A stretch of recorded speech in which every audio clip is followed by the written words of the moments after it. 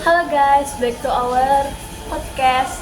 Di sini aku Maya sebagai host yang bakal nemenin kalian ke depannya.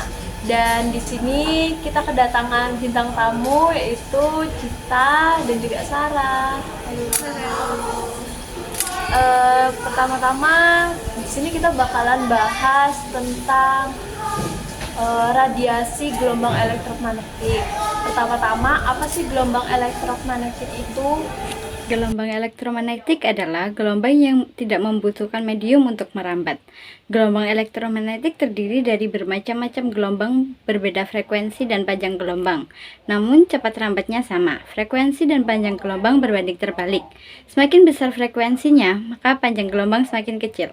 Terdapat 7 spektrum yaitu gelombang radio, gelombang mikro, cahaya tampak, sinar inframerah, sinar ultraviolet, sinar gamma, dan sinar X. Sifat-sifat gelombang elektromagnetik yaitu yang pertama, merupakan gelombang transversal. Kedua, merambat tanpa medium. Ketiga, cepat rambat sama dengan cepat rambat cahaya yaitu 300 juta meter per sekon. Keempat, dapat mengalami pemantulan atau refleksi. Kelima, dapat mengalami pembiasan atau refraksi. Keenam, dapat mengalami pelenturan atau difraksi. Ketujuh, dapat mengalami perpaduan atau interferensi. Kedelapan, dapat mengalami pengkutupan atau polarisasi. Manfaat gelombang elektromagnetik pada sinar gamma yaitu sterilisasi alat kedokteran, sterilisasi makanan dan minuman kalengan, pembunuh sel kanker, pembuatan varietas tanaman unggul tahan penyakit dengan produktivitas tinggi.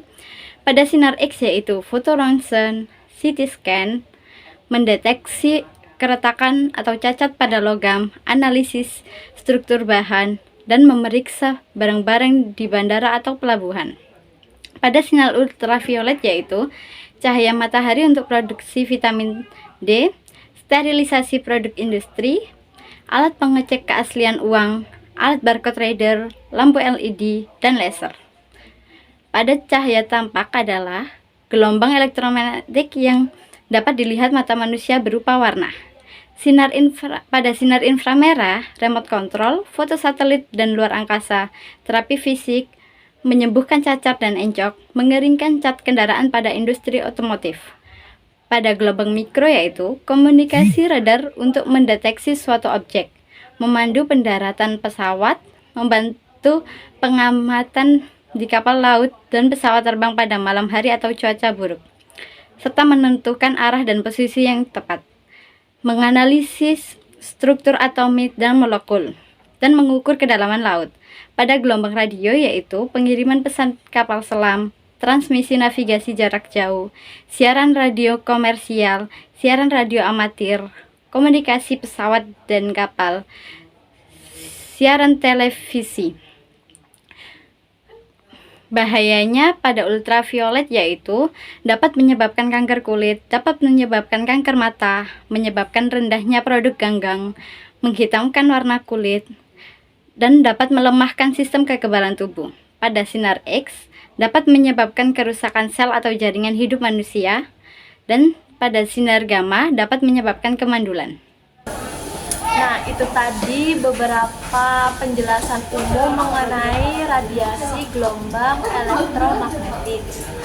Nah, salah satu spektrum dari gelombang elektromagnetik kan ada sinar ultraviolet, yaitu sinar radiasi yang disebabkan oleh sinar matahari kan di kehidupan sehari-hari. Nah, menurut kalian manfaat sama bahaya sinar ultraviolet itu apa sih?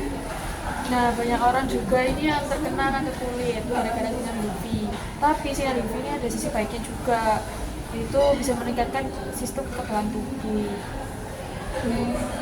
Nah, tapi kan penyebab kanker kulit kok bisa jadi alasan buat sistem kekebalan tubuh gitu? Jadi, pada sinar UV itu mengandung vitamin D. Bentar. Tapi kalau mengandung vitamin D kok bisa nyebabin kanker kulit? Maaf, bukan mataharinya sih yang mengandung vitamin D. Tapi, saat kulit terpapar sinar ultraviolet matahari, hal tersebut memicu sintesis vitamin D. Ginjal dan hati mengubahnya menjadi vitamin D aktif yang dapat digunakan tubuh untuk meningkatkan peresapan kalsium dan kesehatan tulang. Oh, oke oke, maaf motong ya. Lanjut lanjut. Jadi, vitamin D ini punya efek imunomodulator yang bisa memperbaiki sistem imun tubuh.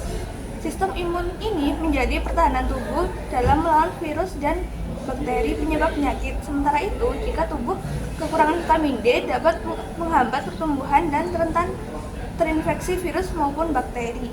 Tapi kan masih ada nih, dia nih penyebab kanker kulit yang tadi aku tekanin itu loh. Nah, iya bener nih. Dapat menembus lapisan kulit yang bagian luar. Nah, sinar UV dapat menembus kulit bagian luar dan masuk ke bagian dalam, lapisan kulit yang lebih dalam lagi. Sehingga dapat merusak, bahkan merusak sel-sel kulit dan juga bisa merusak DNA pada sel-sel kulit. Jadi gimana cara agar kita meminimalisir dampak dari sinar UV? Kan sehari-hari kita beraktivitas di luar ruangan dong. Berarti kan pasti kena sama sinarnya gitu, sinar radiasinya. Gimana sih cara meminimalisir? Kita itu perlu menghindari sinar matahari pada siang hari, yaitu tepatnya pada pukul 10 sampai sekitaran jam 3 sore lah.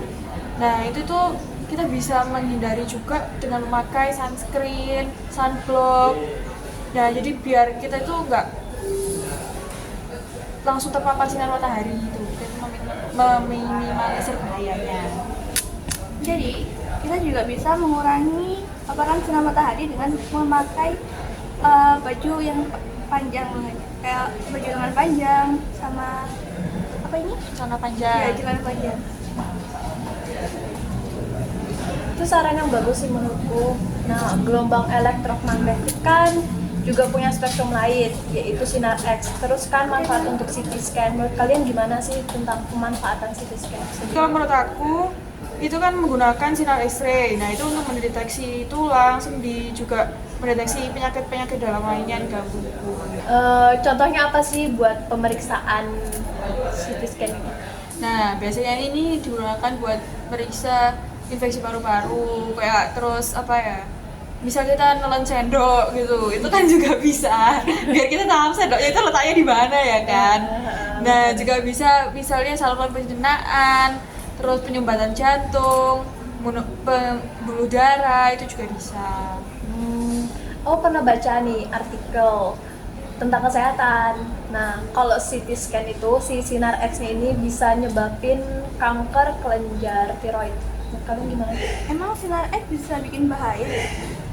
Aku pernah baca kalau sinar X-ray ada bahaya, yaitu merusak kelenjar tiroid tadi kan. Yang mana hal itu akan sangat berbahaya bagi kesehatan seseorang dan menyebabkan kanker itu sendiri di tubuh. Nah, itu munculnya buat jangka waktu yang lama sih, jadi belum tahu pasti mengenai secara langsungnya gitu. Nah, kalian gimana? Wih, kukira selama ini nggak ada bahayanya. Sama nih, aku juga baru tahu sih. Nah, tapi kan ada cara-cara kita buat meminimalisirnya. Nah, itu kita bisa pakai cuma dalam keadaan darurat, atau kita itu bisa pengaturan jarak antara tubuh dan sumber sinar radiasinya itu. Kita juga meminimalkan waktu yang kita gunakan lah buat CT scan itu, jadi kita nggak boleh lama-lama atau gimana, itu juga bisa. Nah, kalian tahu nggak sih ternyata gelombang ini tuh bisa dibuat radar sama navigasi loh. Jadi kalian bertanya-tanya kan, radar kok bisa? Nah, menurut kalian gimana sih? Itu pakai gelombang mikro sih setahu aku. Jadi radar itu juga memakai gelombang mikro untuk mendeteksi suatu objek. Radar itu memanfaatkan pantulan gelombang dari objek tersebut untuk pendeteksian. Meskipun sinyalnya sangat lemah ya, tetapi dapat dikuatkan kembali sehingga objek bisa terdeteksi. Radar bisa dipergunakan untuk mendeteksi benda yang bergerak. Pantulan tersebut berasal dari polarisasi horizontal, vertikal maupun sirkular. Waktu antar transmit dan receive itu bisa yang dipergunakan untuk menghitung jarak objek tersebut. Nah, pada sisi peralihan ini, pengolahan sinyal memerlukan peranan yang penting untuk mengurangi sinar infrared. Nah, radar ini memancarkan dan menerima sinyal itu dengan menggunakan pantulan secara bergantian dengan sistem switch. Nah, terus GPS ini mempunyai prinsip yang mirip sama radar juga. Setiap satelit secara periodis mengirimkan pesan. Receiver GPS itu juga akan menghitung jarak dan receiver dengan setiap satelit yang mengirimkan pesan-pesan tersebut. Nah, dengan membandingkan jarak antara beberapa satelit ini, dapat ditentukan letak GPS receiver tersebut. Jadi kita tahu posisinya itu di mana. Jadi sistemnya ini kayak dia tuh ngirim terus dia mantulin juga. Berarti gelombang mikro ini bisa buat GPS kan? Nah, manfaat GPS nih loh, secara langsung GPS-nya. GPS dapat membantu orang untuk menentukan dari tempat ke tempat itu jaraknya seberapa, waktunya yang diperkirakan sampai di sana itu seberapa. Nah, GPS ini juga ada fungsi lainnya, yaitu alat penting dalam navigasi pesawat. Jadi kita itu kayak membantu dalam pendaratan misalnya, terus lepas landas, juga perjalanan secara umum di udara itu kayak gimana. Jadi misal ada pesawat-pesawat lain gitu kan, kita kan juga komunikasi lah ya. Nah, terus juga bisa dalam misi penyelamatan juga, memungkinkan untuk pencarian orang-orang yang hilang, kayak gitu kan juga bisa. Tapi ini akurat? Kayaknya enggak deh, soalnya ya kan sering tuh si GPS-nya ini ngarahin buat belok kanan. Nah, belok kanan kan jurang gitu, kan nggak mungkin orang masuk jurang. Terus kayak menurut kalian gimana sih? Mungkin aja dia salah masukin alamat. Jadi seharusnya itu dia itu belok kanannya itu di jalan yang B, tapi dia itu malah jalan A. Tapi kan itu berarti terlambat dong ya, kan GPS-nya nggak bilang kayak ini di jalan mana, terus tiba-tiba suruh belok kanan padahal jurang. Mungkin ada delay kali ya, karena koneksinya internet itu kurang bagus atau gimana. Juga bisa dia juga bisa salah lihat kan, kayak harusnya belok kanannya itu sebelum jalan yang udah dilajui dia, tapi dia belum belok kanan sampai Kayak kelewatan gitu nggak sih? Ya, betul. Terus biasanya kan habis baterai nih, kan GPS nggak bisa nyala kalau baterainya habis. Terus cara biar kayak mencegah hal itu gitu, apa nih? Nah, jadi kita itu bisa menutup semua aplikasi background layar yang sedang dibuka. Misalnya kita lagi buka Google Maps nih, terus kita juga buka Instagram juga, buka YouTube, buka TikTok. Sebenarnya kan baterainya jadi nguras baterai banget kan. Nah, jadi kita tutup aja itu selama perjalanan, kita buat aktivasi fokus ke Google Maps-nya. Kita juga bisa nyalain mode daya rendah atau gimana, itu kan juga bisa. Terus GPS ini bisa disalahgunain juga kan buat ngelacak orang. Nah, cara biar kita nggak dilacak orang gitu loh tanpa sepengetahuan, kan itu nggak privasi banget kan, otomatis kan salah dong. Terus gimana nih cara kalian buat mencegah hal itu? ada banyak sih. Yang pertama itu bisa menonaktifkan pengaturan layanan lokasi yang ada pada perangkat kayak HP gitu. Yang kedua itu menonaktifkan semua pemancar radio saat kita nggak pakai kayak ada Bluetooth, ada WiFi, ada data. Nah, yang ketiga itu kita itu harus menghindari memberi aplikasi izin yang tidak perlu, kayak izin lokasi, aplikasi yang harusnya nggak perlu nggak Ya, sih? nggak perlu Misal ada kita kayak buka YouTube gitu, ngapain kan pakai aplikasi, kan kayak mikir gitu. Nah, iya benar. Jadi kita juga bisa menggunakan VPN untuk membantu menyembunyikan lokasi kita. Lalu kita bisa memberi aplikasi izin sesedikit mungkin yang seperlunya aja. Dan yang terakhir itu kita harus sangat berhati-hati tentang apa yang kita bagikan ke sosial media kayak IG, TikTok, sama YouTube. Kayak informasi pribadi itu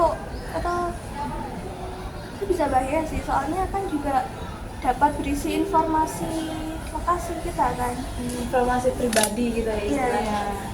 Berarti intinya kita emang harus hati-hati sama sesuatu kan, contohnya GPS tadi nih, takutnya salah-salah dilacak gitu kan nggak seru gitu ya. Iya, takut aku.